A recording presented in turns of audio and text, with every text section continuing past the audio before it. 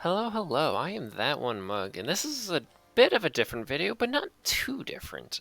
This is not a PBO League video, however, it is still a Draft League video. I'm not going to make too many of these, be honest, because the season, I'm already pretty deep into the season, but I wanted to just kind of highlight this specific game and this specific battle against a specific opponent, because I felt like this battle was very important for both players, for both sides. As you can see in front of you, these are each other's teams. His Z captain was Kiram. I hit a low tier Z captain between these six. Couldn't tell you what it is on top of my mind. Yeah, I'm not going to try and make guesses. I'm too unprofessional to find out. And my Z captains were Manaphy and Cresselia. Um, there's some faces that you will recognize, obviously, as Mama Nix the Cresselia, but everyone else might be a bit surprising to some of the Pokemon I pick. And in this league, I am not the Sunnyside Suicunes, but the Newfoundland Nido Kings. And Day, my opponent is the Indianapolis Incineroars. I have a very, this is team is basically everything I love about Pokemon. I have my Rubber Ducky and Porygon 2. I have Zephyr the Suicune, one of my favorite legendaries. He's just so cool looking. I have the insane speed tier that is Zoroaura. I have obviously the goddess herself, Mama Nyx. I have Gloops, the Goodra, Pyrokin, the Victini. And you thought Bubbles Jr. was crazy. Now Bubbles is now the real thing. And we have Zapdos. Now, Zapdos is the original Chariot. I actually don't know what to actually call it. I always just called my Zapdos Zappy Bird, mostly because I don't know what else to call it. And then I have Whitney the Milk Tank. I have Forg the Politoed, and Cream Puff the Whimsicott. So, this battle we're going to get into today was a 45 turn. But it felt like it was going to go on forever. Both players were just kind of going back and forth. And I just want to showcase this because this is a battle where I felt like very comfortable. Not necessarily because I was playing great, but because this is, and not even because it was Gen 7, but because these are Pokemon, these were teams that I'm comfortable with. I'm comfortable with the modes that my Pokemon are capable of doing. I'm comfortable with how Porygon plays. I love Zapdos. I want, like, the moment Porygon and Milk Tank come legal in Gen 9, I am picking them up in whatever draft league I'm in. I don't care if they're both normal types. I love them both. But I want to go over this battle, mostly as a something for me to look back on. This video is more for me than for anyone else. I'm not going to really advertise it nearly as much as I would for any other video. But yeah, I just want to go over it, mostly just to kind of reminisce. So I lead off with Whitney. It goes off with Landoge, the Landorus. We both just set up Stealth Rocks. We're just taking our time. It switches over to the Oven. It takes some good chip damage. I go into Rubber Ducky, the Porygon 2. This Pokemon can wall everything, and Trace in this game in particular is absolutely crucial, as it can go into Intimidate the Landorus. It can go into Technician Scizor. So it is very, very vital. It goes for Trick Room Mew, the Mew, which is very interesting to me. And I find out that I'm faster, so I'm very confused what this Mew set is at this point. And he's having a very hard time trying to break through Porygon, which, without knockoff, it is actually really hard to break through it. He goes Toxic's my Whitney, but that is okay because I go for Heal Bell, or I actually go for Milk Drink because I was expecting some kind of Moonblast or whatever. He doesn't go for it, he goes for Protect, so I go for Heal Bell. He goes for Wish, I assume for the Rotom. No, it is for the Mew. So I go on to Bubbles, thinking, alright, I'll go for a free switch. I don't know what this Mew is going to do, so I go into Cresselia.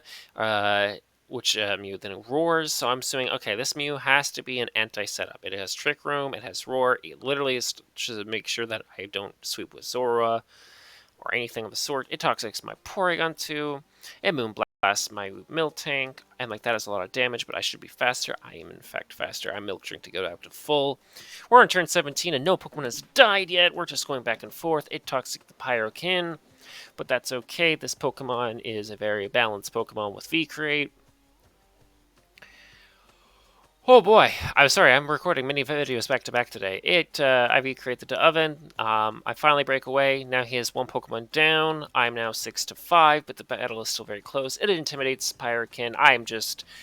That Victini had every negative stat applied to it, but it's okay because I intimidate the Landog. So when it Stone Edges me, it does nothing. It goes into Florigus. I still have Porygon. I go into the Milk Tank, doing my own switch. I go for the Milk Drink to take the Moonblast. I'm still not happy with how much damage it is taking, but it's still doing, I'm still able to wall it. Yeah, I finally get some time to breathe because it goes through Toxic, letting me go for the Heal Bell, which I think is important because it heals. Because I have two poison Pokemon outside of Whitney, so I take this as a W. I don't need to keep this out anymore. I can go into Pyrokin. I take the Moonblast perfectly fine. It goes for the Protect, which is obvious, but he doesn't have the Rotom to sack into it. So what is he going to do? He's going to go into Wem to take the V-Crate. It does 64 damage. Wem is not happy about it. I have no idea what the speed tier is because I expected it to be slower, and I find out after it is a Choice Scarf Trick Room. Like, this Mew is literally built to to stop me from sweeping. It is an anti-sweeping Mew. Oh, here comes Scizor. I do not want to be Porygon into Scizor without Technician. But as you see, Hidden Power or Fire does not do a lot of damage without the Technician boost. It goes for Roost to go back to full. I go into Zappy Bird because of Heat Wave can just break it. I go for Ancient Power. I can't even remember why I have it. I think I just go for it because if I ever get a boost off, I win the game. I think that we're not going to talk about. And we're back into the game. This Florges is walling my team. I need to find a way to break through it.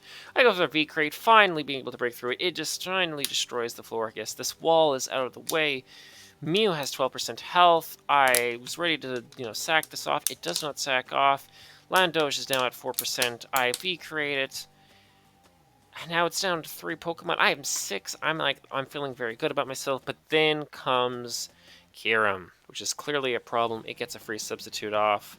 I struggle to kill myself off. I don't even break the substitute. So I go to Mama Nyx. I'm able to break the substitute with Moonblast. It flings a big nugget and crits, but does no damage. Now, we find out after.